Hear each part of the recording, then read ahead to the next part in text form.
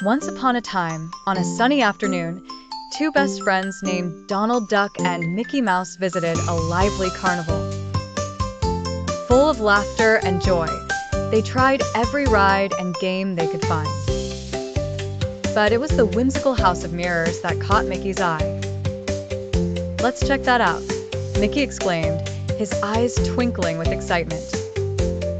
Donald hesitated for a moment but nodded, his curiosity piqued. "Okay, but try not to get lost." As they stepped inside, they found themselves surrounded by sparkling mirrors reflecting every angle and corner. Giggles echoed through the maze as they saw their distorted faces elongate, shrink, and twist. "Look at my beak," Donald quacked, amused by his reflection. "I look like a rubber ball," Mickey chuckled. But as they ventured deeper into the maze, something peculiar happened. The reflections began to leap out of the mirrors and form mischievous doubles. "Hey, what's going on?"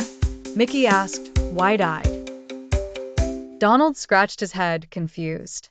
"Those reflections just winked at us." Suddenly, the reflections sprang to life, laughing gleefully and mimicking their every move. "Follow me," yelled the reflection of Mickey, darting down a corridor with the reflection of Donald. "Hey, come back," Donald shouted, chasing after their reflections. But every time they turned a corner, the doubles seemed to multiply, each leading them deeper into the labyrinth. Mickey tried to use his cleverness to solve the riddle of the mirror maze. "Maybe if we stick together," Mickey suggested. Donald sighed. "We've got to think like a team." Hand in hand, they wove through the corridors, their trusty hearts overcoming the tricky mirages. The giggling reflections continued to play pranks, but their friendship remained stronger than any illusion.